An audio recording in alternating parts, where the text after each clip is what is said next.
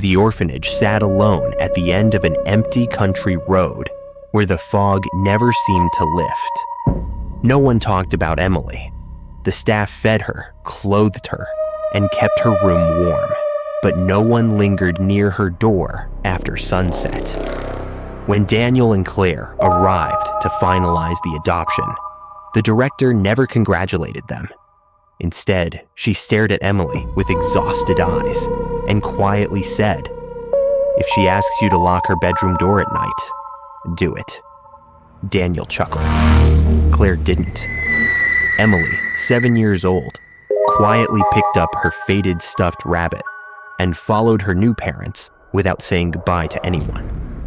As they drove away, Emily watched the orphanage disappear into the mist. Without looking away from the window, she softly asked, "Does your house have a basement?" Daniel smiled. "It does." She nodded. "Then they'll find us." Neither parent spoke for the rest of the drive. The house was over a century old. Wood creaked constantly, even on windless nights. The previous owners had abandoned it without explanation.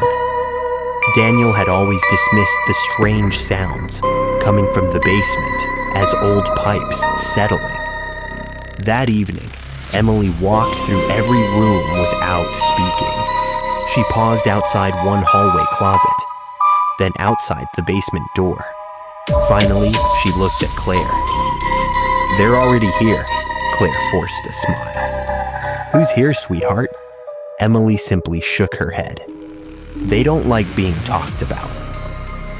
That night, just after 3 o'clock, Claire awoke because someone was whispering her name, not speaking, whispering, slowly, right beside her ear. "Claire!"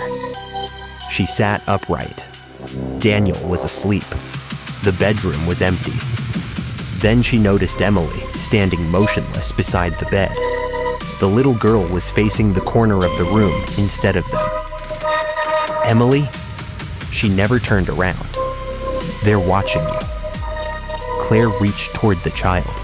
Before her hand touched Emily's shoulder, another hand closed around Claire's wrist.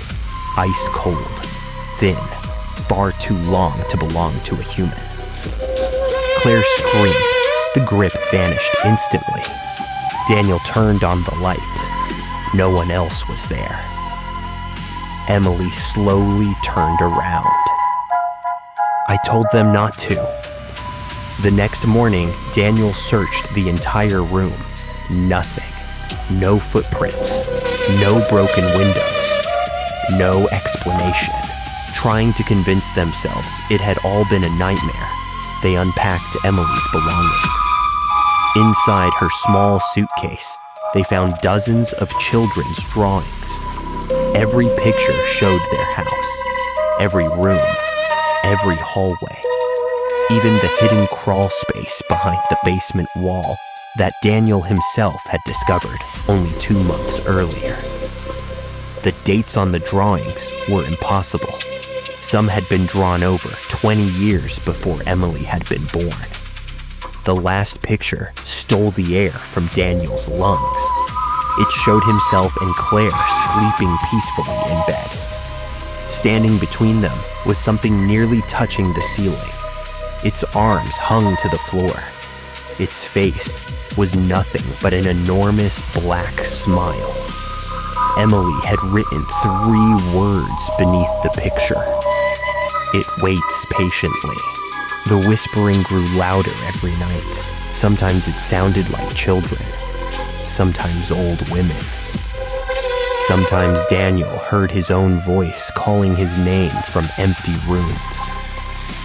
Claire stopped sleeping altogether.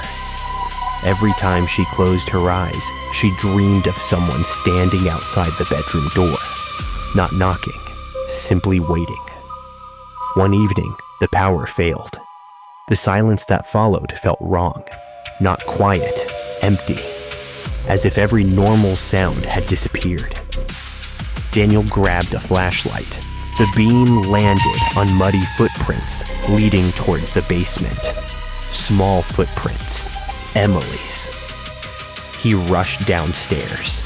The flashlight flickered violently. Emily stood facing the basement wall. She was whispering. "No!" She was answering. Another voice whispered back from inside the concrete, a voice so deep it barely sounded human. Daniel called her name. She slowly turned. Her face was completely normal. But behind her, something unfolded itself from the darkness. At first, he thought it was a shadow. Then it blinked. Two enormous white eyes opened where no face should have existed. Its head scraped across the ceiling. Its arms bent in too many places. Its fingers stretched across the floor, like the legs of an enormous spider. It smiled, not with teeth, with darkness. The flashlight exploded. Daniel found himself lying alone at the top of the basement stairs. Emily was already asleep in her bed. The security cameras arrived the following afternoon. Daniel covered every room. The first night passed quietly. The second did not.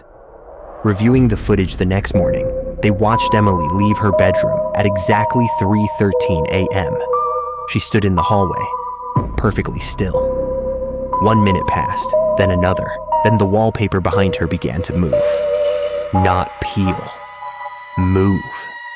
Dozens of human shapes slowly pushed outward beneath the wallpaper, as though trapped inside the walls. Hands, faces, screaming mouths. They clawed toward Emily, but never reached her. She simply stood there, watching. Then every camera turned toward the staircase by itself. There was no one there, until something slowly descended from the darkness above. It had no face, only an endless mouth stretching from the top of its head to the bottom of its neck. Inside that mouth were hundreds of blinking human eyes. Every camera shut off at exactly the same second. Daniel could no longer pretend. "What are you?" he demanded. Emily's eyes filled with tears.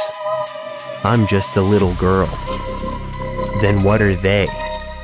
She looked toward the basement. "They think I belong to them." "Why?" "Because I escaped." Claire discovered forgotten police files hidden in the town archives. Every family that had adopted Emily had disappeared. Not died, disappeared. The houses were always found empty. No blood, no signs of struggle. Just one child sitting quietly in the middle of the living room. Emily, unchanged, unaged, waiting. The final page contained a handwritten note from a detective who resigned the following day. "Don't blame the child. She isn't bringing them. They're following her." That night, every mirror in the house fogged over at the same time. Words slowly appeared. We never stopped looking. The walls began knocking, not from inside the rooms, from inside the walls themselves. 3 knocks, pause, 3 knocks, pause, then laughter, soft, childlike, coming from every direction. The bedroom door slowly opened. No one stood there. Then something impossibly tall ducked beneath the doorway. Its body was so thin it looked starved. Its skin was darker than the room around it. Its smile appeared first. Then its eyes. Hundreds of tiny white eyes, opening one after another across its face. Daniel couldn't move. Claire couldn't breathe. Emily stepped quietly between the creature and her parents. For the first time, the thing bowed. Then another appeared. Then another. Until the hallway was filled with towering figures, all silently bowing before the little girl. Emily never looked afraid, only tired. Morning sunlight filled the house. Every shadow disappeared. Emily packed her rabbit into the suitcase. "I have to leave." Claire fell to her knees. "We're your family." Emily began crying for the first time. "I know, if I stay, they'll never stop." Police arrived that afternoon after neighbors reported hearing screams throughout the night. The front door stood open. The house was empty. Daniel was gone.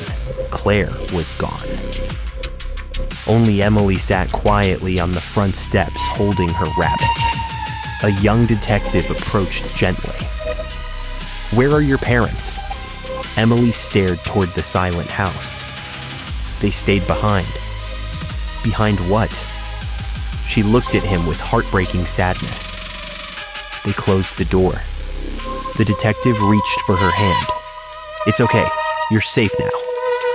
Emily's face fell. "No." He smiled reassuringly. "I'll take care of you." Behind him, deep inside the empty house, something knocked 3 times. Then came another knock, closer, then another. The detective never turned around. Emily did. She always did, because she always knew. They had found her again.